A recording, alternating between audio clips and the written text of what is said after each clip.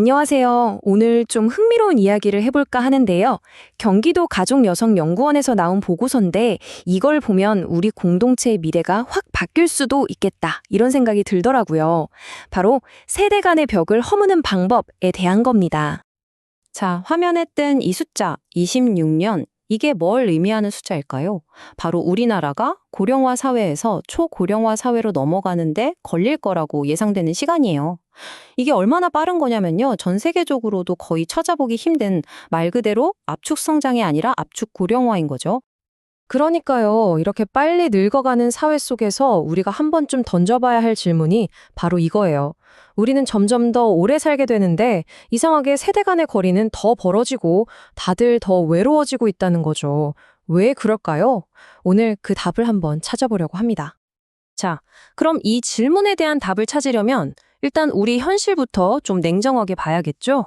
우리 사회가 지금 또 얼마나 빠르게 서로에게서 멀어지고 있는지 그 현실부터 한번 살펴보겠습니다. 이 표를 보시면 그 속도가 정말 실감이 나실 거예요. 보세요.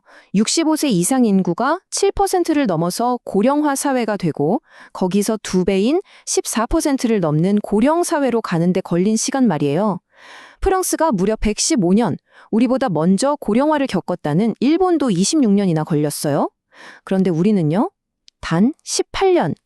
와, 정말 눈 깜짝할 사이에 사회 구조가 완전히 바뀐 거예요. 이 엄청난 속도가 지금 우리 사회 곳곳에 충격을 주고 있는 겁니다. 자, 그럼 이런 엄청난 속도의 변화, 그리고 세대 간의 단절. 이게 그냥 사회 현상이라는 말로 끝나는 게 아니잖아요. 이게 우리 각자의 삶에 어떤 대가를 치르게 하는지, 그 비용에 대해서 좀 더 깊이 들어가 볼게요. 이건 단순한 통계 문제가 아니거든요. 이 문장을 한번 보세요. 정말 읽으면서도 마음이 좀 아픈데요. 한 여론조사에서 우리나라 국민 10명 중 4명이 이제 오래 사는 게 축복이 아니라고 대답했대요. 그 이유가 뭐냐고 물었더니 가난, 질병, 그리고 바로 소외감과 외로움 때문이라고요.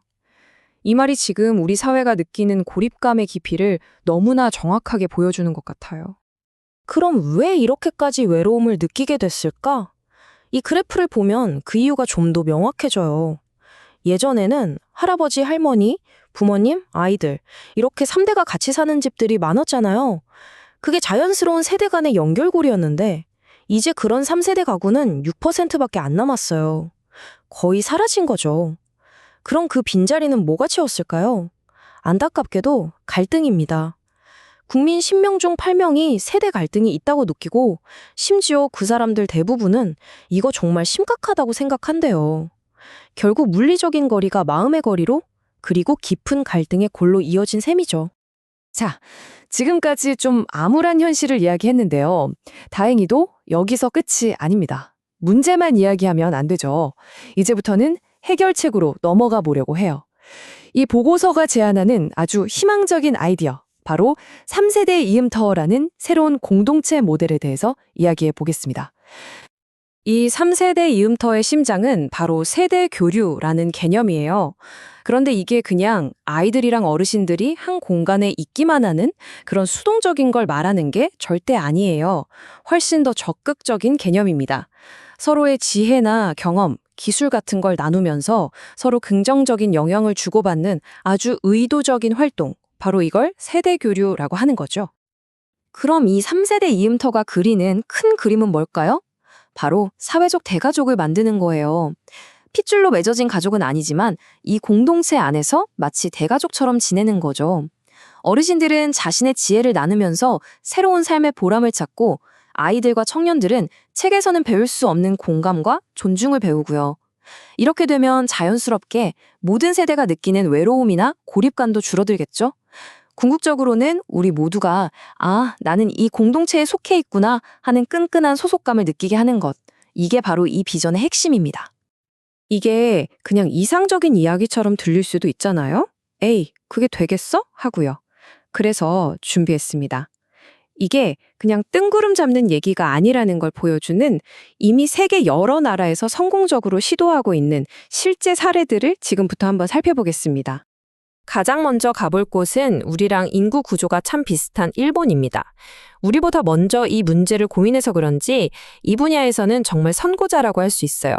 특히 일본은 아이들을 위한 시설, 예를 들면 어린이집 같은 곳이랑 노인을 위한 시설을 아예 한 건물에 같이 짓는 시도를 아주 활발하게 해왔습니다. 바로 이런 건물이에요.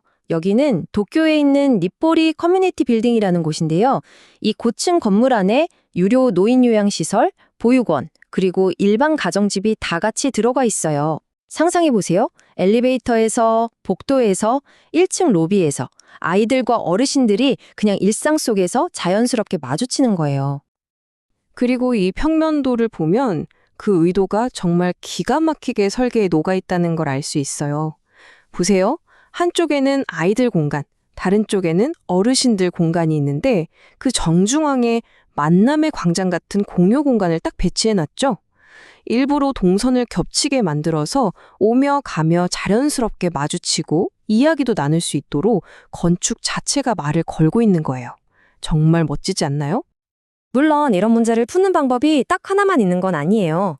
일본이 방금 본 것처럼 건축, 즉 하드웨어적인 해결책에 집중한다면 또 다른 나라인 스웨덴은 좀 다른 방식으로 접근합니다. 바로 소프트웨어, 즉 프로그램에 집중하는 거죠. 대표적인 게 학급 할아버지라는 프로그램인데요. 은퇴하신 어르신들이 학교에 자원봉사자로 가서 아이들한테 책도 읽어주고 옛날 이야기도 들려주면서 자연스럽게 교감하는 거예요. 꼭 같은 건물에 살지 않아도 이런 좋은 프로그램으로도 충분히 세대를 연결할 수 있다는 걸 보여주는 아주 좋은 사례죠. 자, 보세요. 일본의 건축적인 해법, 스웨덴의 프로그램적인 해법, 이렇게 좋은 방법들은 이미 세상에 나와 있습니다. 그럼 이제 가장 중요한 질문이 남았죠. 이 좋은 사례들을 어떻게 우리 현실에 맞게 그냥 한두 번의 이벤트가 아니라 지속 가능한 시스템으로 만들 수 있을까?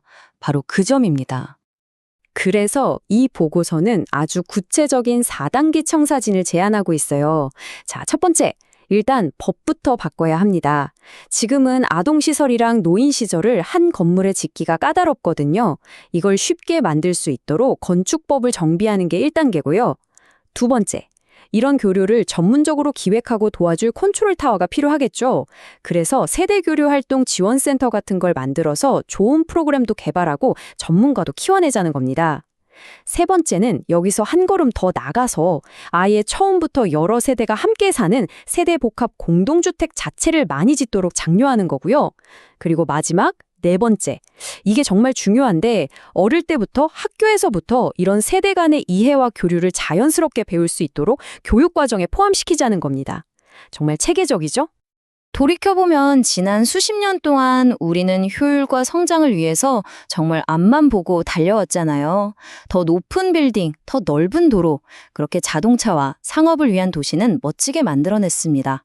하지만 그 과정에서 어쩌면 우리는 가장 중요한 걸 놓쳤는지도 몰라요. 바로 사람과 사람 사이의 연결 말이죠. 이제는 우리에게 질문을 던져야 할 때가 온 것 같습니다. 우리는 앞으로 무엇을 위한 공동체를 만들어 가야 할까요? 이제는 연결을 위한 공동체를 설계할 수 있을까요?